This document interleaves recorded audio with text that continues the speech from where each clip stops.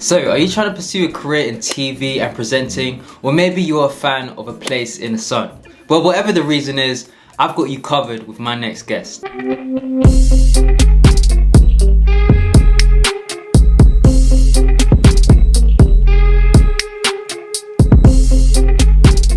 What's up guys? So first things first, you're probably wondering why am I wearing a hat? Well, it's lockdown and no barbers. But anyways, if you're new to this channel is all about preparing young people for adult life whilst being a boss in the process. In today's video, we have a great conversation, a great interview with Channel 4 presenter Scarlette Douglas. So if you're interested in getting into TV, media, presenting, all of that kind of stuff, or you're just a fan of A Place in the Sun, this is definitely the video for you. But before we meet Scarlette, who by the way is my favorite TV presenter, let me tell you a little bit about her and why she's so cool. Coming from a background in musical theatre and dance, Scarlette Douglas, also known as the presenter who is always in the sun, is a TV presenter and property developer. She currently presents for A Place in the Sun, where she helps people looking to buy houses abroad to find their dream home in the sun. And she's also working on a number of very exciting projects which include radio, video games, a new TV show and music. There is so much that Scarlette is doing that is actually hard to keep count, but one thing is clear, and that's the fact that Scarlette is making big moves. So let's chat to her and hear what she's got to say. Thank you Scarlette for coming onto my channel. It's so exciting to have you on here. My first question for you is, what is it like being a presenter on A Place in the Sun? It is, without a doubt, one of the best jobs ever. I'm very lucky to be able to do the job because I'm filming, I'm working, I'm presenting in the sunshine all the time, and it's brilliant. I absolutely love it. My Monday morning office is on the beach. I can hear the water behind me, the sea just lapping, and I'm helping people make their dreams come true. So it's really brilliant. I'm traveling all over the world. I'm going to places that I wouldn't normally go to. So yes, okay, there are lots of hardships, but overall, the good definitely outweighs the bad, without a doubt. Before you were presenting, you were in musical theatre and you were also a pro dancer. So what attracted you to the performing arts space? I think I was always a show-off from a very young age. I was always like, look at me, look at me. I had two older brothers and they played football and my parents loved football. So I had to do something to drag their attention to me. So I used to just run around singing and dancing. But I just love it. I love the escapism when you get into a dance and listen to the music and just being lost in your head. I love singing, again, that escapism. I love being able to express myself not through the normal means of just talking. I know that's what I do now, but I think being on stage and really being able to put across a message just through music or through dance or through vocals, for me is amazing. And you just get to see an audience and a crowd watching you, and that emotive connection that you have with them is what I love when it comes to musicals and performing. And being on stage with a live band, there's nothing like it. There's nothing like it. Even with my presenting now, whether I do live or pre-recorded, I still love it and I get the buzz.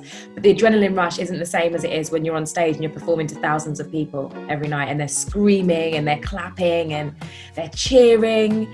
I think it's an addictive feeling, that is, and I absolutely loved it. I loved it. I did it for 8 years. I can't believe it went so quickly. I definitely would go back to it at some point. But I think it got to a point where it was time for me to move on and do something else. The younger ones are coming up. They can do everything that I can't do anymore. They can get their legs past their head. But I can maybe get mine up to kind of past my hip nowadays. So it got to a point where I just thought, I'm getting old. I'm going to move on and I'm going to let the youngers come up and do it. A Place in the Sun is a big show. You've been on TV a lot. But I wanted to ask you, what can we, like the real Scarlette Douglas fans, what can we expect from you next? Ooh, good question. So I have another show called My Dream Derelict Home in the Sun, which is basically me following the journeys of couples that have bought completely derelict places, whether it's rubble, whether it's a house that needs to be totally renovated. And I followed them over the space in the period of a year. I go from the beginning, go for a middle visit, and then I go at the end to see how it's changed. And hopefully by the year's time, it would have been completed and it's their dream home. And that show should be airing in 2022. fingers crossed, providing everything goes well this year, because so far filming has been postponed for a few months. So hopefully 2022 that new show will be out, which is very exciting. I'm doing more on radio as well, which is really good. I can't give a huge amount away just yet, but I'll be having a weekly regular show on a popular London radio station, so that's exciting. I'm co-managing my partner, who's an artist, Lindrick Zayler. He's got his EP out at the moment, so I'm working on him with his music and, you know, promotion and all that sort of stuff. What else am I doing this year? I'm going to be voicing another computer game. So I had a game out last year which is called Watch Dogs Legions, and I was a character in that, a voice of a character in that, and I will be a full character in a new game. So my body, my likeness, my voice, everything will be in another big game for Xbox. I can't say what it is just yet, but I'm looking forward to that one. So yeah, there are going to be some bits coming out, and when I can say more, it will be all over my social media. But talking about fans, do you have any like weird stories of you getting recognized in public? Yes. Okay. So I very rarely get noticed because I change my hair all the time. And when I'm out and about, I don't really wear makeup. I'm just in like tracksuits, jeans. I'm not dressed up and glamorous like I am on television. But I was filming in a place called Villa Martin in Spain last November, I think it was.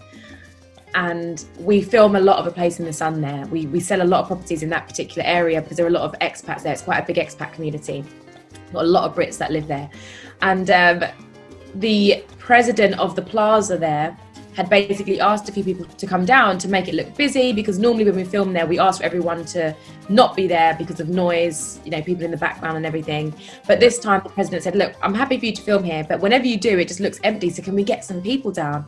And the director and producer's like, yeah, absolutely, that's fine. Bring whoever you want down. I turned up and it was rammed. And I walked through and I was on the phone to my partner at the time, and I had my sunglasses on and I had my bag, and it was, some people might love it, but it was my worst nightmare because everyone was staring at me. Everyone was taking pictures, pointing, trying to like wave and get in my face. And it was nice in a way that everyone knew who I was, but I'd never experienced anything like that before. And I was walking through with my crew behind me, like my entourage. I felt like Beyonce, and it was so cringe. And believe it or not, I'm quite a shy person. So to go into the plaza and there must have been at least 1,000 people in this plaza, and they're all staring at me and they're all looking.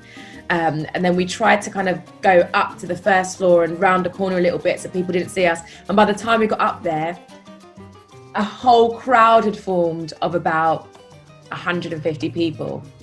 And they're just there staring at me whilst I'm doing my pieces to camera, my interview with the couple and the house hunters.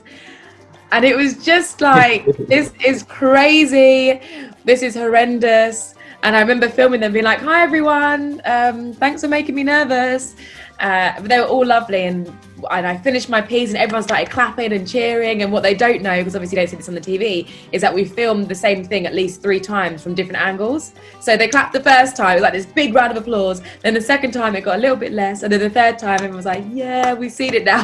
So I guess it was good for them because they got to see what it was like behind the scenes. And then the minute we wrapped that section, everyone was asking for photos with me. So I stayed and took about 80 pictures with people. So that's probably been the weirdest moment. I've been recognised like on a bus before by the bus driver, which is nice. But that by far sticks out for me. It was, oh my God, it was lovely, but I was so shy, and inside I was just dying. I was dying. So a lot of my viewers are between the ages of 18 and 24 years old. So for any like young people watching this video, what advice, who want to get into media and presenting, what advice would you give them? I would say definitely follow all of the people that you aspire to be like on social media, because a lot of the times they will give you so many good tips, tricks, insights into their life and what it's like. Look out for competitions. If you did want to be a presenter, there are loads of competitions to be a presenter. That's how I got into presenting myself. Look out for things like Capital Extra and Capital Global, which is the main radio station, that the umbrella that looks after all those other stations. They have what's called the Global Academy that you can go to, and you can train up and you can learn about media, you can learn about the industry. I think that's a really great way of doing it. And these big organisations, places where you could see yourself working follow them on social media. They're always looking for interns or people to do work experience, or if you contact them, you know, they might be able to bring you in as a runner, and that's a great place to start because that's where you learn everything. That's where you can make your mistakes, so you see other people make mistakes and know that you're not going to do it that way. So follow organizations, people that you want to be like on social media, and contact them. You know, that's how we're here now. You contacted me, and of course I'm here because I'd love to help you and whoever else I can help. But I think you've got to be proactive. There are so many people that want to do it. If you're just kind of dabbling in and out, you're not going to get anywhere. You have to be on it, and you have to be on it 100% and at all times. Otherwise, you're just going to be overlooked. So have that inspiration, be aspired by others, and push forward. If you weren't a TV presenter, what would you be doing now? So I do sign language. I would definitely probably be an interpreter. But if I was an interpreter in sign language, it would be within music. So interpreting at like festivals and for music videos and stuff. So that in a way is kind of in entertainment. So I think something completely different from what I do. I've always thought I'd be a midwife. So I love babies. All right. Yeah. So I think I would do that. Help deliver babies, help bring them into the world, and make sure I can help nurture them and be sure that they're okay and healthy and happy. So we've been able to get to know Scarlette a little bit better, but let's go on to some quick fire round questions. So are you ready for these questions? Okay, I'm ready. Go for it. Who is your favorite person on TV at the moment? It's supposed to be quick fire, isn't it? Oh my God. Mo Gilligan. Dogs or cats? Dogs. Number one place where you would want to have a vacation home? Mauritius. If there was a movie about your life, who would you want to play you? My niece. She looks exactly like me. She pretty much is my mini-me, so she'd play me without a doubt. What music do you listen to? Motown.